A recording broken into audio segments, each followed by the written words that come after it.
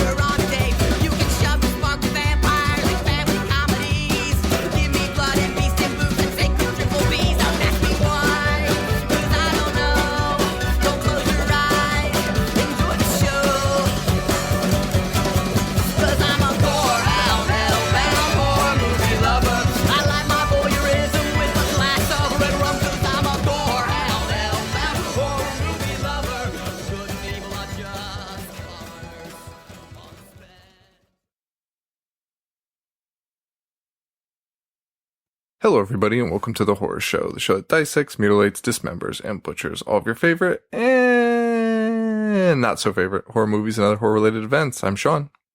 I'm Erin. Who? Your wife. Oh, that Erin. Just move like when you talk, just like come in like right about here. Okay. All right. Oh. That Erin. Well, it's nice to meet you. Finally. They finally shipped you over in a crate from the kitchen. Greece. Yeah. Straight mail order wife. Right here for you. Sure. So Joe is not available to do this episode. He just had some personal stuff come up. So we had to improvise so we can get you guys a show because I did not want to give you guys anything late. So basically, me and my bride are going to talk horror for a while in honor of Women in Horror Month. And then we're going to treat you to an episode that we recorded for, it was a Wes Craven tribute episode, and it came off so unlike a tribute that we could not play. We could not in good conscience play it like the week after he died. So, it's not terrible, but it's just, we are laughing like throughout it. And that's just, it's not what you want to do in a tribute. Right. Right. So Erin, Sean, let's introduce you. So we met, 2009, and it's kind of like a Valentine's Day-ish episode, by the way. So this works. It's in February. Sure. Yeah. So what? Oh, well, before we do that, we should probably do some house cleaning. Next week we'll be back with Joe, hopefully. So that should be good. Our t-shirt pre-orders are available. Facebook.com/IHateHorror. It has a little shop link now built into it, or you could check us out at IHateHorror.BigCartel.com, and the pre-orders are up there. I don't know how long they're going to be up. I was going to keep them up for a week, but I might be taking them down now sooner just because we got so many orders. So I don't know, but we'll keep you posted. Stay on Facebook, and we'll let you know. Cool design. Designed by Box Brown, New York Times best-selling cartoonist. So it's got a cool little drawing on it and our logo. So definitely check it out. And reasonably priced. Yeah. That's the kicker. Mm-hmm. Not expensive. So, okay, with that said, what's it like to date to be married to a very famous, so famous horror podcast co-host? Well, when I'm not getting stopped on the street or in the grocery store. Well, the USA Today pics of us going grocery shopping and stuff are just getting ridiculous. Yeah. I mean, I'd have to say, it's rather normal. Pretty ordinary. What do you think about the show? Like, what's it like? to have this husband that records this weird thing at his friend's house. It's pretty silly. Really. I mean, coming in at night and seeing the movies that you're watching. Yeah. Glad it's you, not me. My favorite quote of yours is, you said to me, why don't you guys watch a good movie? Yeah. It seems to be a lot of duds, but no, they're gems. Each one in its own special way. And I just cleared my throat on the microphone like a jerk. No, they're terrible. They're drivel, a lot of them. Yeah. A lot of them. Yeah, I see that. And can you believe we even have a fan base? That's nuts. That still blows my mind that people listen to us. And now people are going to listen to you. A lot of people are going to listen to you. Yeah. How about that? And know who you are. Well, sort of, I guess. No more voice. Hi. Yes. Yeah. And she doesn't have social media, so fuck off, creeps. She's all mine. So we had, I wouldn't say we're one of those couples that's just like all horror all the time. Like you've got a few friends, like that's their thing. Yeah. Yeah. We're not that deep, but we're pretty deep for like a normal. Well, couple. we did have sugar skulls on our wedding cake and That's true. stuff. So That's true. I mean, that's horror related, I guess. It is, and we so let's see, when we met, Well, we met right before Halloween. Yeah, which is part of it, I think. In the autumn. We we sort of made our first Valentine's Day horror related, wearing our Wolfman and like Vampira style t-shirt. It's like a prom picture of the two of them. That's good. Yeah, and we went and saw the Wolfman that day. Yep. So, yeah. Very romantic. I thought it was romantic. It was. It was sweet.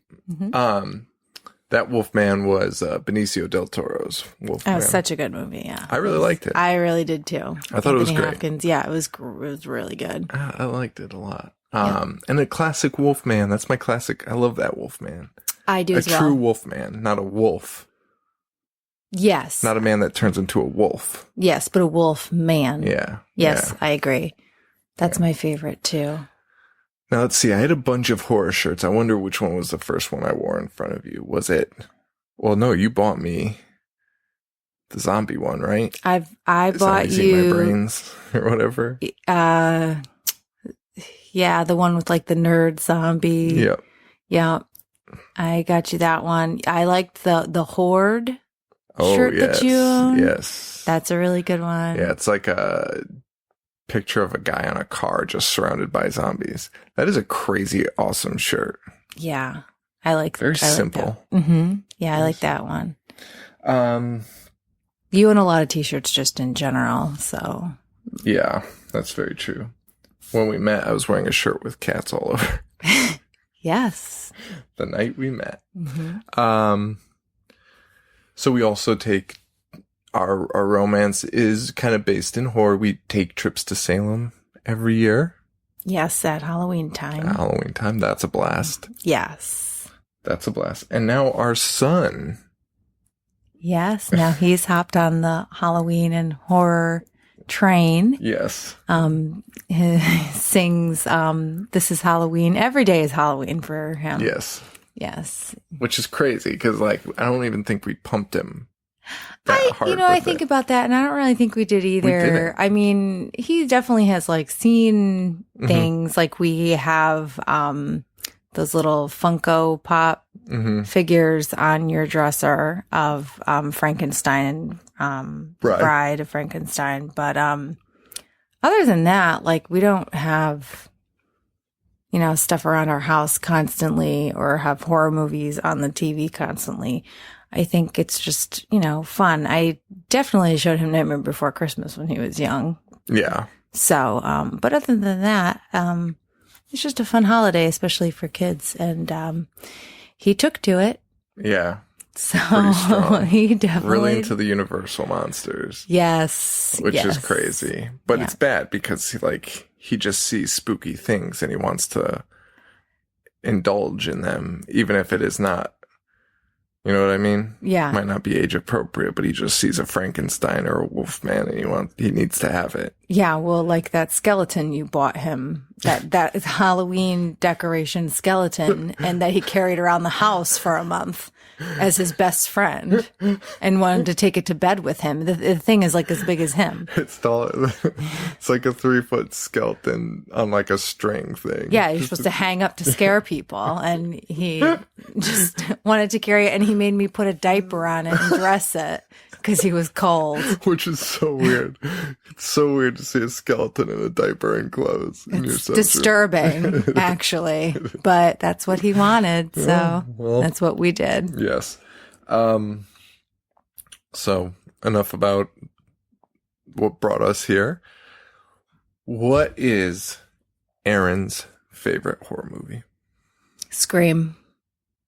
Nothing else. Well, Scream is my number one. You asked for my favorite. Okay. Well, you asked for my favorite. Favorite movie, parentheses, S, close parentheses. Okay. Well, Scream is definitely my tops, my number one. Mm-hmm. Love it all the way around. Yeah. Then, what about like the nightmares? Oh yeah. Or, yeah, is that what they call them, nightmares? Yeah. Like well, I really like the Nightmare on Elm Street series. Mm-hmm. Number 3, I think, is my favorite one. Dream Warriors. Yes. Yeah. Is my favorite one, of that series. I just think that storyline is cool, like in the mental institution, and Nancy comes back No, that and is one, like helping them. That one's probably the best besides New Nightmare. New Nightmare is really good too. New Nightmare is I liked breaking the fourth wall. I really like that too. But 3 just really stands out to me. I just really like number 3. Yeah. Well, so how do you rank? Okay, so let's get off it. Well, that's funny that we're talking about Nightmare. Okay, so this is interesting. So your 2 favorite movies, 2 favorite series, Scream and Nightmare. Yeah. Both Wes Craven.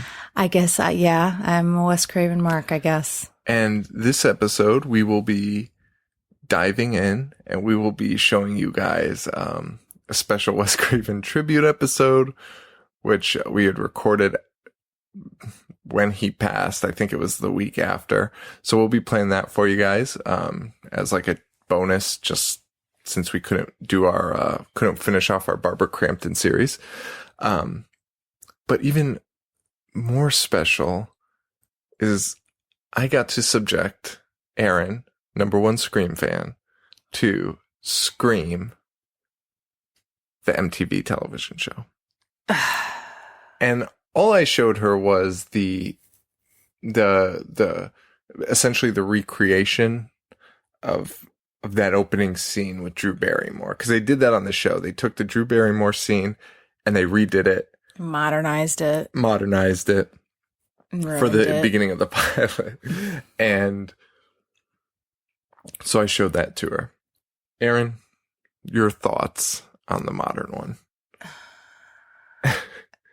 I know you won't believe me when I tell you this, but I wanted to like this series.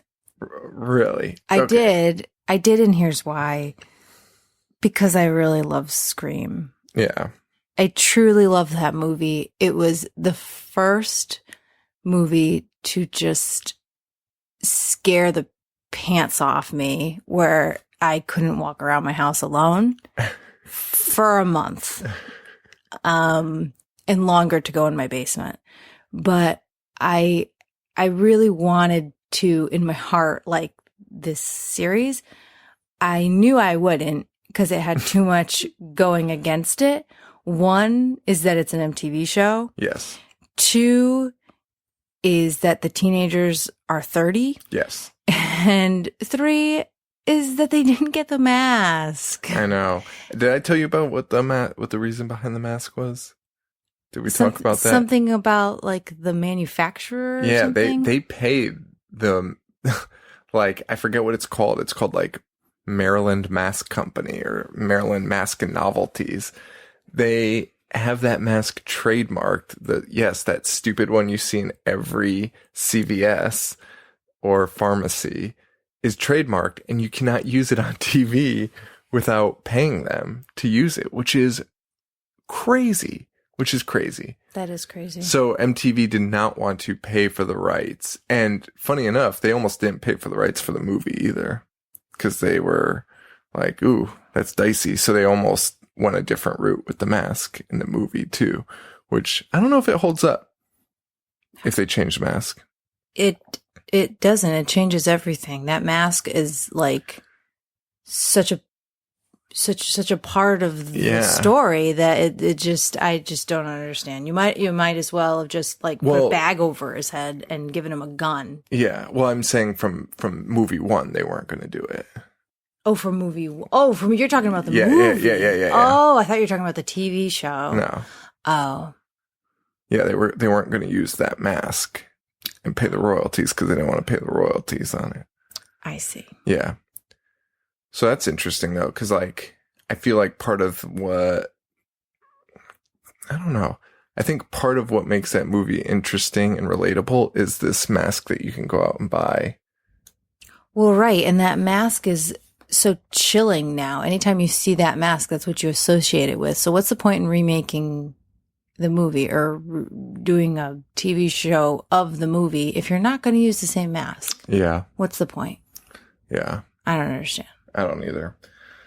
But overall, so in that show, they open it up with, they're kind of doing like a digital, they're definitely,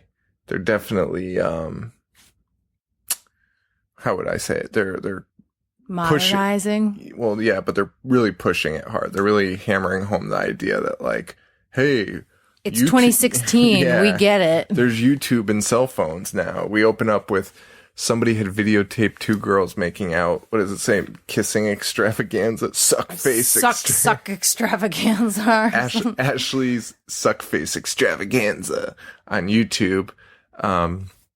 And this bully, mean girl, posts it online. It gets 500 likes. She ends up going home. Her boyfriend drops her off at her home alone. And that's when all after she totally disses him, though. Yeah, it was terrible. Do you remember what she said? Oh, she just used him for his technology, not for what was in his pants. Oh. I don't remember the lines exactly verbatim, but that was the gist of it. Yeah. Yeah, it's wonderful. And yeah, it's just technology everywhere just for the sake of it. She immediately like goes home and is like, Siri, put on music. And then the most obnoxious music ever comes on, which is what kids listen to now, I think. Yeah. And we get, our Drew Barrymore like scene, except it's all done via text message. No more phone. No more great voice. No more voice changer. All done through text, which is just so depressing. Although I have to say, I did love the heads up. Yes. That was great. So, I knew it was coming, let's get to that. So they're texting back and forth. It appears that it's her boyfriend texting her, which, okay, so in the movie, it's just a random call. In the movie, it's just a stranger. She doesn't know it's him. She lies and says she doesn't have a boyfriend but she does. Okay.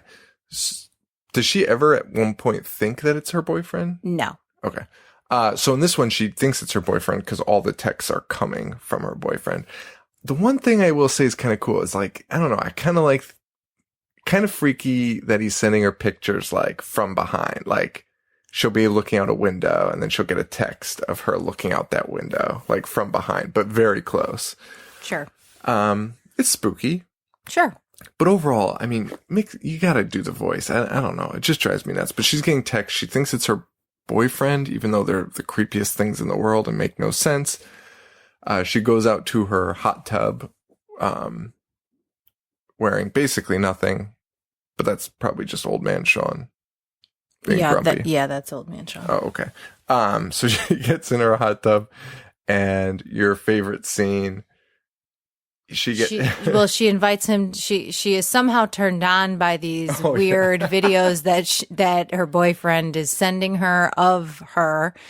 So she decides to invite him to the hot tub and says, join me. And he says, heads up. And the killer throws the boyfriend's head into the hot tub. Yeah. Clever. Pretty ridiculous. I was kind of impressed and disgusted with the amount of violence in this show. Just in this opening thing.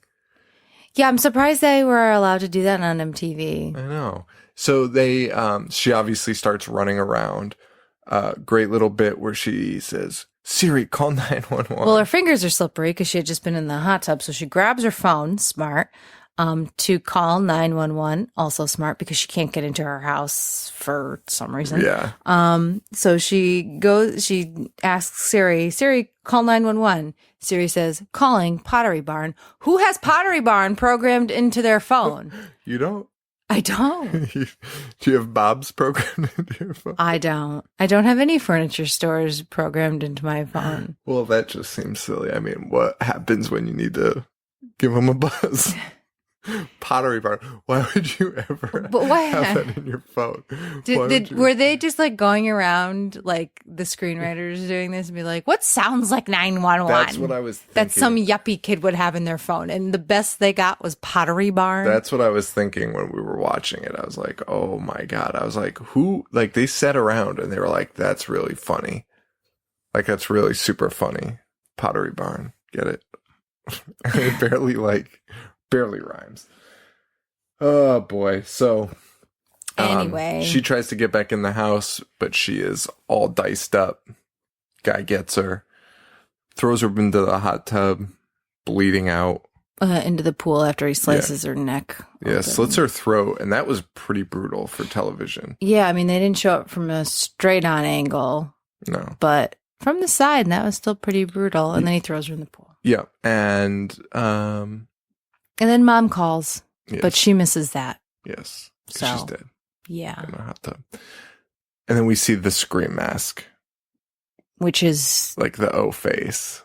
It looks like those theater masks, like the happy and sad, the drama and the comedy theater masks. Yeah, that's what it reminds me of. If there was one that's just going, oh, yeah, but like that's what it reminds me of. Not scary. Not creepy. I hate it. Yeah, it's a pretty terrible mask. We won't be finishing that. I was unimpressed. No, I was unimpressed. No, I'm done. It was really MTV-esque. It was just like really bad. That style of acting, that just, I don't know. The high schoolers that act like they're 35.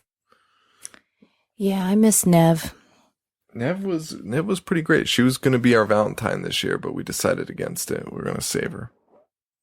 What are your favorite Scream movies in order? Best to worst. 1, 2, 3, 4. Really? There is no worst. I mean, that's just... You like 4? I do. I thought 4 was great. Really? Yeah. I love them all. Huh. I thought they were all really good. I really liked them all. Oh, good. Deputy Dewey. Love Dewey. Is he a deputy or he's like Sheriff Dewey in the 4th one, isn't he?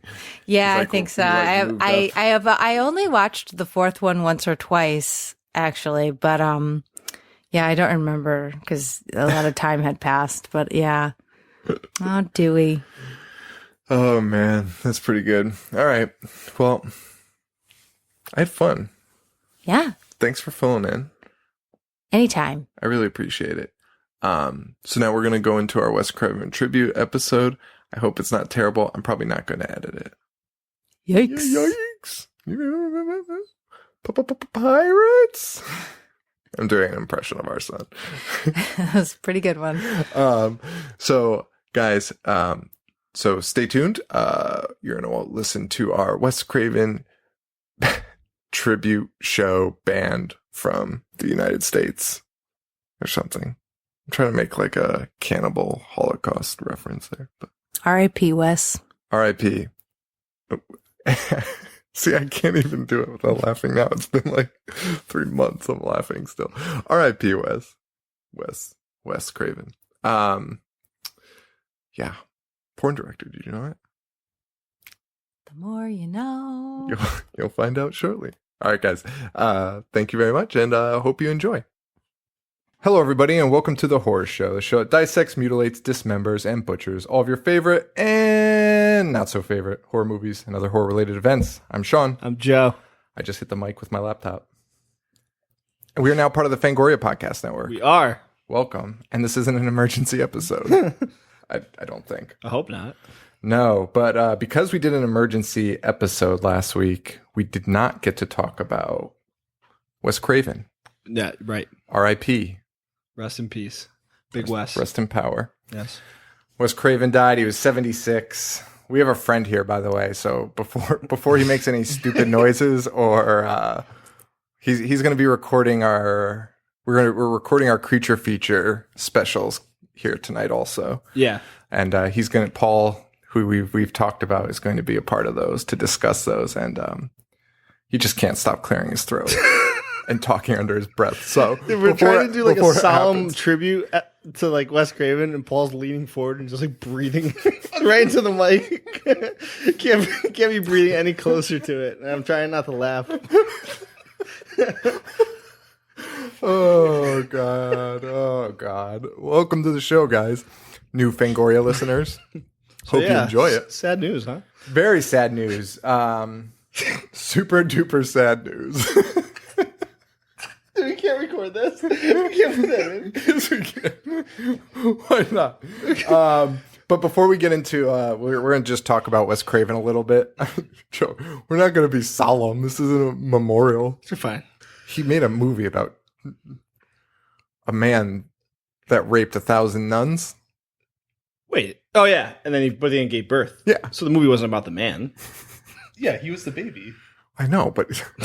We got You spoiler fucking alert. kidding me? Spoiler alert.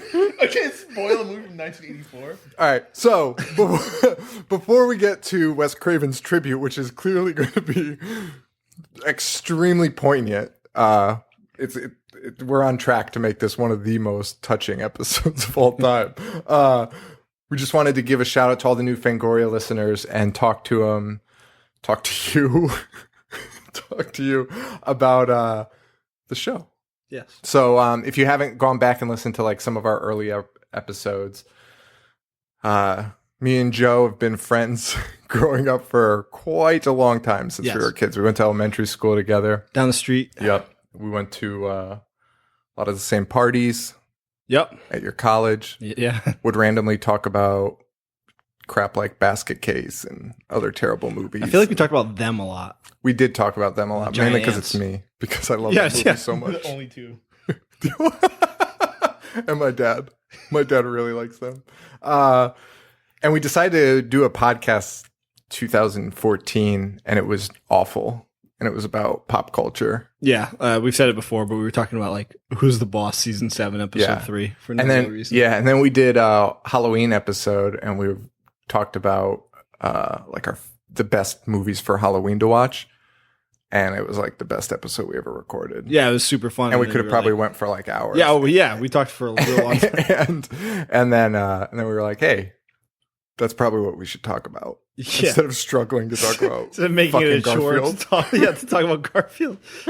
So that's that. And then we started the horror show, which you are now listening to on the Fangoria Podcast Network. And if you have any questions about why our website is I Hate Horror, before you like send Fangoria nasty emails being like, why do you sponsor a show that's called I Hate Horror?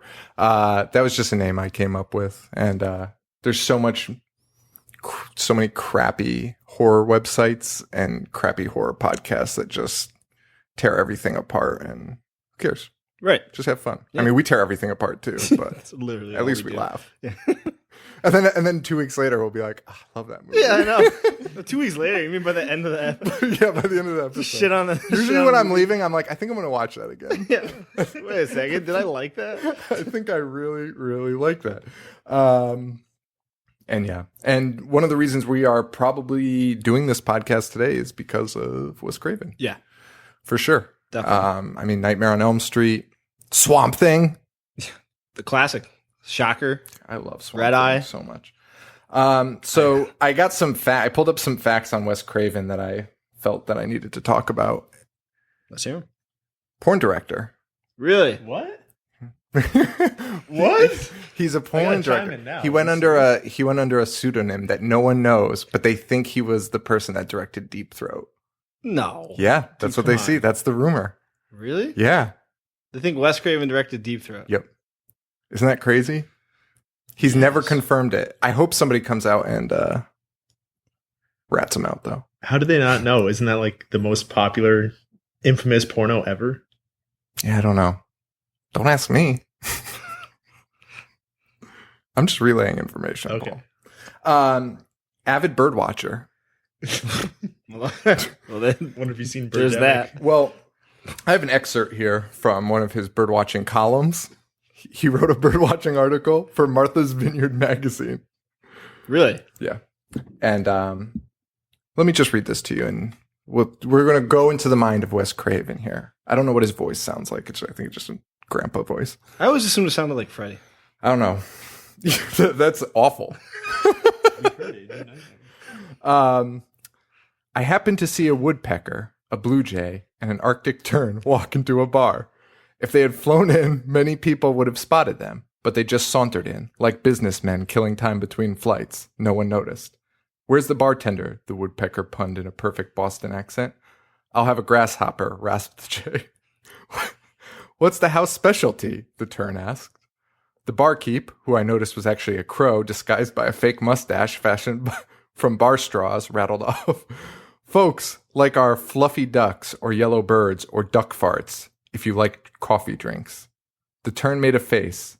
Sex on the beach, he said, with a decidedly high-flown air, eyeing the funky Autobahn prints on the wall.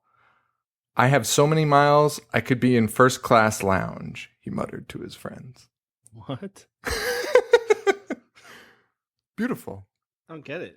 No one does, I don't think. But it was published in Martha's Vineyard magazine. Probably only because it was written by Wes Craven. Was that it in its entirety? Yeah, I think so. Oh, a little bit of a cliffhanger. I think it was, yeah. I got that from OregonLive.com. But he's not even from. No. He's from Ohio. No, yeah. I was actually reading once he got sick, he moved pretty much full time to Martha's Vineyard before going back to LA. So There you go. Love Yep. some birds, son.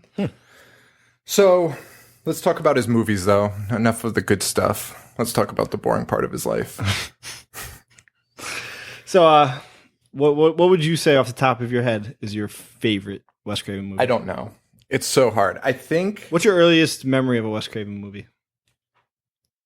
I would have to assume it would be Freddy. honestly Swamp Thing, because me and Buzz Breadsticks were huge into Swamp Thing, the cartoon, which led to the movie. I think I saw Swamp Thing before everything else. Adrian Barbeau. I mean, I love that movie. I think it's really underrated. Oh, it's super underrated. It's so good. I think that's my earliest memory, but I mean, the one that stands out is obviously It's Freddy. Nightmare on Elm Street. Yeah. I mean, you can't beat that. Then Hills. I don't know when I saw The Hills Have Eyes, but it stands out. That one stands out to me. That was supposed to be, or it was rated X when it came out. Hills Have Eyes is so fucking good. It's amazing. Michael Berryman's character is so creepy. Awful. Yeah, I think you just mean Michael Berryman. Is that creepy? I did, but I didn't want to come out and say it. Oh, my bad. But he had Swamp. I mean, he had so many movies. But Swamp Thing, Nightmare on Elm Last Street. House on the Left. Last House on the Left is crazy. I mean, Crazy. the new one is brutal, but that first one just looks like Wes Craven is filming this dude raping. And, Yeah, like, no, I don't like terrorizing that. family. No, yeah, it's awful to watch. It's so grimy. It's awful to Yeah, watch. it's brutal and it's grimy and it's just like It's cheap disgusting. film stock. and Looks that real. and that was produced by Sean Cunningham, who Friday the 13th. Yeah, who created Friday the 13th. And those dudes worked together on like all those early movies before they split ways and basically made. So now that you told me about Deep Throat, it kind of makes sense because Last House on the Left is so grimy. I could just totally see them filming Deep Throat. He claims he got the idea from Last House on the Left from some French art film, but it's Ingrid Bergman. What movie? The Virgin Spring? The Virgin Spring? Yeah, Virgin Spring. Oh yeah, that's right. Yeah, that is what absolutely. it is. Yeah. I'm an idiot. That is Virgin Spring. Yeah. Bergman. Is it like well, Last House on the Left? Yeah, because the Virgin Spring, basically it's this farm out in Sweden, and these 2 or 3 guys are going through, and they rape this guy's daughter. Oh, perfect. And then they need a place to stay because it's like the freezing winter, so they stay in the guy's farmhouse. Then the father, who is Max von Sydow, who is 1,000 years old. Dude, he's like 50 in that movie. And then he's still in movies. Yeah, I know. But that movie was from like 1950. I know, and he was an old man. That's a mystery to me. Yeah. But yeah, it's actually very similar. I'm surprised they didn't sue him. And that movie's actually kind of, for how old it is, it's surprisingly graphic. I don't think I know a lot of movies from the 50s that doing a lot of raping. Not really. Was Wes Craven involved in Freddy versus Jason? He couldn't have been. He's probably a producer. Fantastic question. Whenever he wanted the cash from his franchises, he was just like, "I'll just put me down on the producer on that bad boy." Like he's the producer on Both Hills Have Eyes. Yeah, and he was like, "Just send me the check." Right. You can use the name and the characters. Just write me a check, please. I think that's what like John Carpenter's MO is now too. Because I heard in an interview they're like, aren't you afraid that the remakes are going to damage like the integrity of the original? He was just like, no, go for it. Remake it. That's why I don't think people understand these remakes when they get all bent out of shape about them. Like it's just a title. Like all the people that are pissed off about this new Ghostbusters and like all the women in it, like. Yeah, who gives a fuck? It's like a logo with a ghost in it. Like that's what they're using. I wish the worst part of my still have that old movie. Right. Yeah. Just go watch it. Right. Sometimes I start to get bent out of shape, and then I just never watch it. And then I'm like, okay, I'm cool. Don't do that. That's all right. I wish the worst part of my day was being upset about Ghostbusters being all women. God. And I think I've said it before. Like if you hashtag like childhood ruined, you need to seek therapy. Your childhood sucked. If your childhood if your childhood is ruined by a movie made in 2015. You need to seek therapy. You need some help. I hope this one you're not processing problems. Yeah, I like to think there's somebody out there whose childhood was actually ruined. Their whole life changes. They're just like they don't go to work anymore. They just stop bathing. Like they just have a severe mental breakdown. That's always funny. One of the things I liked most that Wes Craven ever did was the documentary. I forget what it's called. It's on Net Perfect. I love giving good information to our fans. The documentary I don't know the name of and figure it out. I don't know if it's on Netflix anymore or not. I don't know. That's where I watched it. Was it Nightmares in Red, White, and Blue? I don't know. I think so. But Wes Craven's in it, and they go. It should be like 4 hours long. It's like a 4 hour long documentary because they literally go through every Nightmare movie, explaining it in great detail. Yeah. And Robert Englund, who's whatever you want to say about Robert Englund. I'm not a huge fan, but mainly because it's documentary. And he, for every movie, Robert Englund's got some insane thing where he's like even the worst ones, he's like, I felt like Freddy, like a method actor. Yeah. I felt like Freddy needed to do this in this movie. And that's what made it so great. Freddy was great in this movie. Like, you're a jerk. Just stop it and admit you made a giant piece of shit. Like, just stop it. But Wes Craven was in it also. And he was like, I made the first one and that's it. And New Nightmare. He's like, and they gave me the scripts for the other ones and I hated them all. And that's like his interview. And basically anytime they bring him up, he's like for the ones in between that he didn't do, he's like, yeah, I guess I saw it. It was pretty good. That's awesome. Yeah, it was ridiculous. He seemed super annoyed to be there. But great documentary if you want to check it out. Yeah, that's it. So he had nothing to do with Nightmare 2? Just the towel whipping scene. I think he was on as a producer, but but only because I feel like he wrote part of it and then they took the script and changed it. They explain it in the documentary and then he got the script back and was like, I'm not making this. But I like 2.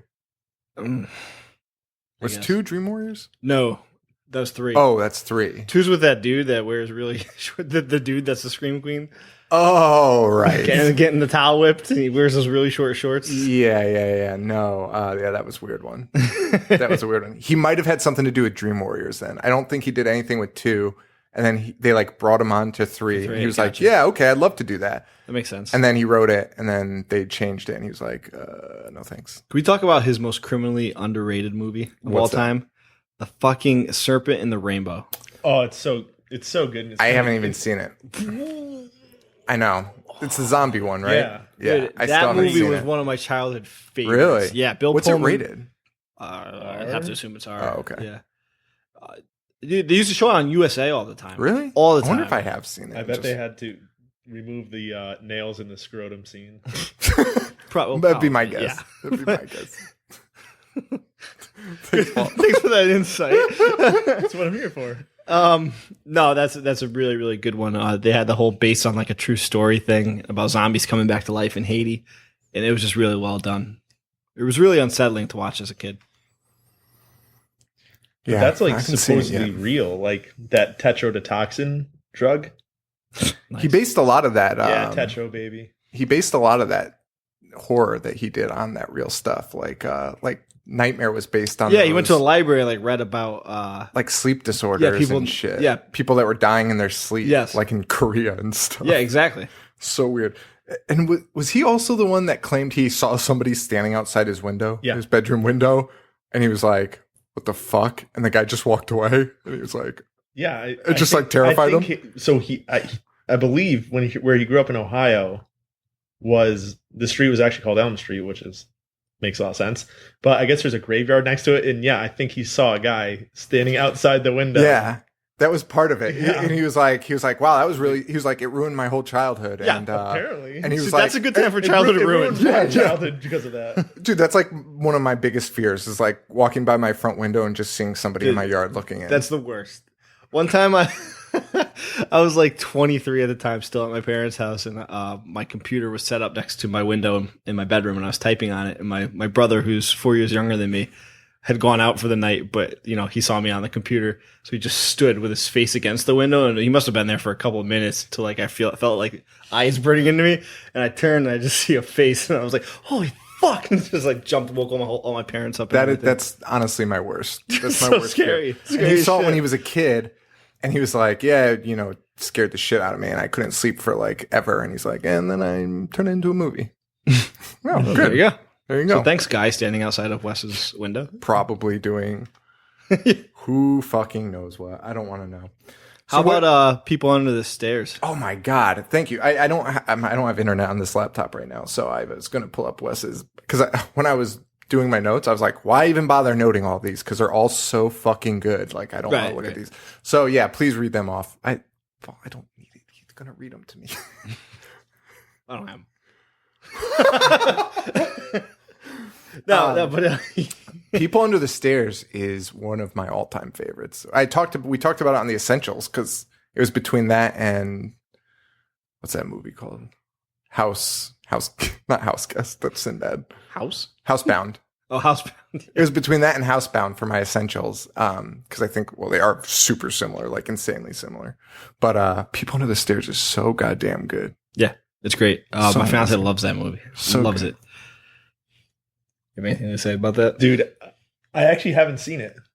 What? Yeah. That's worse than Serpent and the Rainbow. I do agree. No, Serpent and the Rainbow is awesome. You need to see it. I also agree. But dude, you need to see it. I'm serious. No, I will see it. Paul, we're going to sit down and we're both going to watch. I haven't seen Housebound either. Have you seen It's in my Netflix queue. I heard you talk about it. You hyped it so much. I love it so much. I added it. Beautiful. Have you seen Shocker? Yes. I saw it when I was a kid because the cover looked so goddamn Mitch good. Pileggi getting electrocuted. So good. And then I rented it, and as a kid, I was just like, eh. I mean, it's not great, no. but it did have that cheese factor, which made it enjoyable for me. Oh, totally. I enjoy it, and I think I want to watch it again now. I think I'd like it more now, but How about one of the movies that he was the executive producer on? And I don't know why I know this fact that he was an executive producer on it, but I always loved this movie, and it was Wishmaster. That's like the Djinn. Yes, that was one. That was one of those movies as a kid that like scared me, and I don't know why. It was just one of those ones that had that effect on me. Because he was like a cool looking creeper from Jeepers Creepers. It was so weird. It's just one of those movies. I was in the right mood as a kid, and then I like never watched it again. I was like, that was pretty fucking scary. Yeah, that guy was just. I was also afraid of Gremlins though as a kid. Well, that's weird. Yeah. Well, you know, a male animal giving birth is a horrifying thing to witness. Happens to seahorses. I was like, oh, yeah. It does. Oh, good stuff. So, anything else we want to say about Wes? It sucks. I got. He was working on a new Scream, I think, right? Oh, Scream 5? I thought that's what they were working on. Yeah, that's a bummer. He was the producer on the show, which I still haven't watched. Yeah, I knew that. But it's a bummer. And that's a bummer. I mean, all the movies that we listed are like certified classics. Oh, 100%. In the genre. So he obviously impacted. And I mean, he influenced people in the 80s. Well, he's been influencing people since Last House on the Left. You know, name a movie like that came out before. Well, I guess. Well, that movie. Virgin Springs. I saw. That took it to like another level. I saw like it was like a chart of like his gross box office take, and it is astronomical. Like even that movie, Last House on the Left, which should have been thrown in the trash, pretty much. Like, imagine if one of us was like back then was like, "Here's a movie I made. There's a great rape scene in it." They'd be like, I'm gonna fucking kick your ass. Get the fuck out of my movie theater. Yeah, that was all too real. Like he turned a profit on that. Like he made tons of dough off of that movie. Yeah, so he was influencing people from 72, then he did it again with the Nightmare on Elm Street franchise, and then he did it again in the 90s with Scream. I mean, how many movies did Scream influence during that time? Yeah, and he was the executive producer on 3. Okay. So, and a writer, I believe. But yeah, oh my gosh, there's so much. The People Under the Stairs. He had a part in that Body Bags anthology. Yep, it was so good. And then let's talk about New Nightmare. I love it. I think it's my favorite. It's so different. I shouldn't than anything else. Yeah, I shouldn't say. And by the way, kind of like Scream before Scream. Was that before Scream? Yeah. Oh yeah. It was a little bit of Scream before Scream. Like, it makes sense that he went to Scream after that. Like, it does. He was probably 2 years after. Yeah. So he's probably like, well, that was fun. Like talking about horror and horror movies. Dude, that like, movie terrified me. Yeah, because I used to see that on USA. I think. Well, that's what I was just about to say. I think. Fuck, I kind of want to watch that right now. It's so good. Me saying it's like my favorite of the series is probably just because of the time that I got to see it. Right. So like we had already seen the early ones, but when you're a kid, you're like, this is kind of dated. Even as you're watching. Not when I was a kid. Really? Yeah. I almost stopped watching horror movies entirely. Because of Freddy? Because I remember being a little kid. I think it was Nightmare on Elm Street 4. The one where the girl's like a weightlifter. Yeah. When you're a kid, you know you're not supposed to be watching it. So like you cover your eyes. I remember like vividly in my parents' living room, like standing behind the couch thinking as soon as something happened, I just ducked behind it. But there was like a jump scare of the girl bench pressing and Freddy pops up and pushes her arms down and snaps her arms in half. Oh, yeah. I basically stopped watching scary movies for like 10 years until I'm dead serious, until Joe started making me do it. Swear to God. That movie just scared the crap out of me. And I watched it again later. I was scared of them, but they just... I guess they didn't click for me. Like, I was like, Freddy's all right, I guess. But then I saw New Nightmare, and I was like, this shit's the best right here. Like, this is like, I don't know, this is another level. Yeah, New Nightmare was great. You know, because they're acknowledging it's a horror movie. It was just crazy. Yeah. So stupidly meta. Oh, I love them. We should probably watch that. We didn't even talk about Screams, by the way. Wait, what? He was also an executive producer from Tales from the Crapper. Oh God! And an executive producer of Feast. Oh, no was way, he? Really? Yeah. Wow. This dude is in everything. This dude knows how to pick them. I had no idea about that. Yeah, neither did I. But that's it. R.I.P. WC. Fuck. Where was that hashtag? R.I.P. WC. Yeah, I like it. It's got I some like flow it too. to it.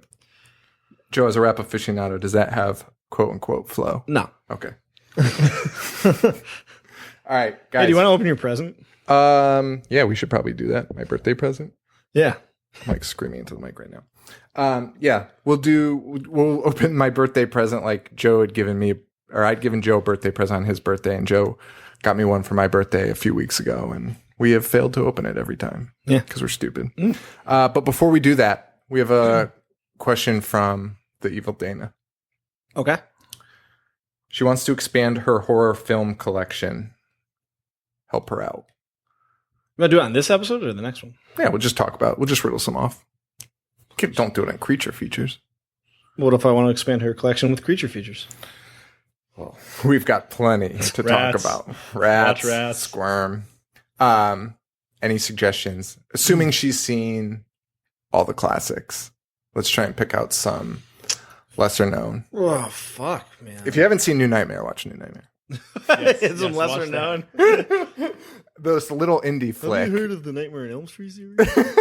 I love High Tension. High Tension is so good. Dude, it's great. So good. It's like one of my all-time favorites. Yeah. I mean, honestly, I would go with like any Korean movie.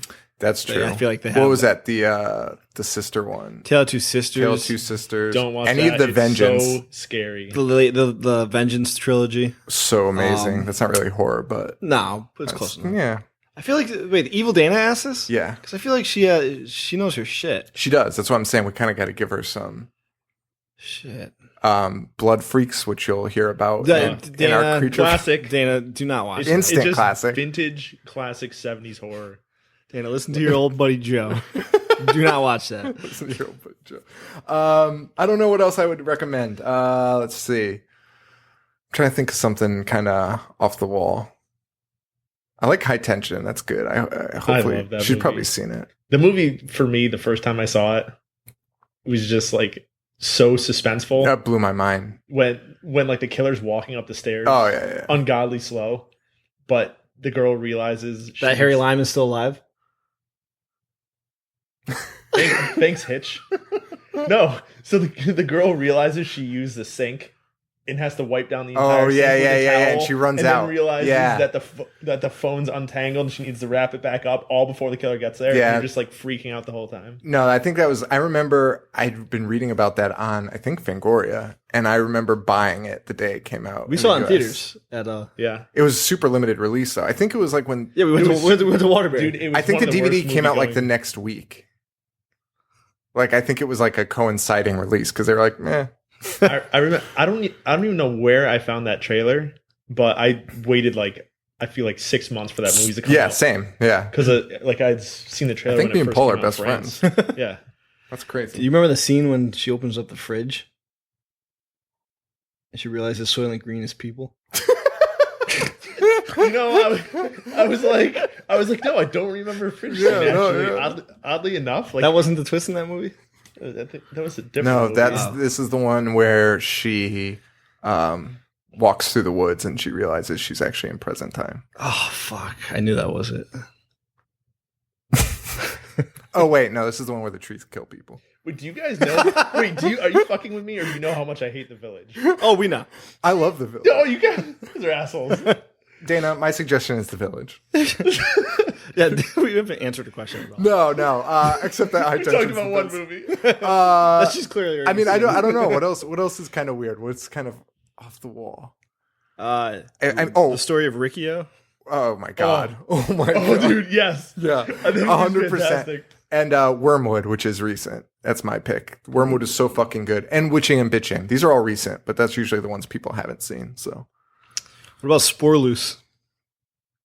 It's a pretty. The Vanishing. Yeah, but The Vanishing is the English remake. Spore Loose. I was is the- translating it from Dutch, Joe. I Yeah, think we have a lot of Spore Dutch Loose is pretty listeners. Idiot. wait, what's that? Eyes Without a Face. Yes, Yeah. that movie's awesome. So fucking good. Diabolique. That Without was a so ahead of its time. No, the fuck. I would. The I Obliques. can't. Shut the fuck up, Paul. It's so good. That movie is kind of terrifying for a classic. What? Diaboliques. Oh, I think Eyes Without a Face is way It's like better. Henry George Clouzot. Yeah, no, I've seen it. Yeah. Oh, okay. Just make sure. No, Eyes Without a Face. I couldn't believe how graphic that was. It that shows was super a face yeah. with no skin. Just the mask was terrifying. Yes. I can't recommend The Innocents enough. It's Yes, on I actually 1961 with Deborah Kerr. Oh, yeah. It's actually in black and white. Yeah. Since I'm such a huge stan of your podcast, I heard you listening and talking about The Innocents, and I was super pumped, and I will never watch that again because I was terrified. Really? Yeah, it was so it's very creepy. simple, but it's done so well. It's like little kids in this old like gothic mansion in like England, except they're seeing ghosts, and it's terrifying. It's like just like a little kid roaming the hallway, and you're like, God damn it! I know that there's going to be a ghost popping out any second, and you just like wait for it. And I don't think crazy. you're selling this for me, Paul. Dude, watch There's it. a bunch of kids walking around and they see ghosts. It's so scary. And you're waiting to see the ghosts. No, And it's just and because it just then? builds suspense and builds suspense and builds suspense. No, I'll the atmosphere is check it just out. crazy. Oh, Sean, My last you're recommendation psyched. would be The Woman in Black, not the Daniel Radcliffe one, but if The you can get your BBC. hands on the BBC one, it's fucking terrifying. And Dead Set, the BBC miniseries Dead Set was really cool. That was a fun one. So there you go. I'm not going to repeat them because I can't even remember what we did. We were all talking over each other. And the Basket Case trilogy. I'm not lying. Part 3 is awesome when Belial's driving his little Belial mobile. And he has the dice hanging from the rearview mirror. All right. So that's it, Dana. You got your answer, kind of. Let us know what you think. And it's time for me to open my birthday present. Yeah. Birthday. Take a picture of the wrapping. It's oh good, we'll post it because it's duct tape.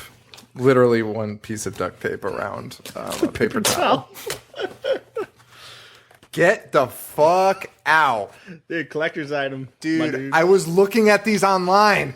Like, no shit. Like, this week. So he got me a Tales from the Crypt Keeper, the cartoon series action figure. And it's of a werewolf. My favorite. That's awesome. My favorite monster. I was just looking at this because somebody, Grandma's watching horror movies was like, I only saw the cartoon growing up because she's from Canada. And they just like terrible stuff. Sorry, Grandma. Oh, God, I should edit that out. Because we like you. This is fucking amazing. But I saw these. I stumbled across these because I was like, I got to look at that. Oh, my God. I'm so happy. I could honestly cry right now. Jesus Christ. I mean, you could have sprung and got me the Crypt Keeper one, but this will do, I guess. No, thank you very much. That is fucking amazing. Oh my God, that is so good. And a KB sticker still on it. Always my favorite. I think it's KB. A what? Oh no, it's not KB. Like KB Toys, remember? Oh that yeah. stuff? Oh God, yeah. So that's how you know a toy is really good and old is when it's still got the KB sticker on it. Yeah. On sale. Everything was on clearance. They're going out of business all the time. All right. Enough with that, guys. Thank you so much for listening. Hope you enjoyed it. It's a quick episode this time, but we had to talk about pay our Wes respects. Craven. Just kissing the sky. We got to pour out a 42. Yeah, we could pour out Paul's big ass stout that he brought. There you go. Close enough to 40. Probably like a $10 bottle. Thank you guys all for listening. All right, guys. So thank you for listening to that. Boy, Erin, wasn't that swell? Real swell. Thank you all so much for listening. I really appreciate it. Can't tell you enough. You guys have been awesome.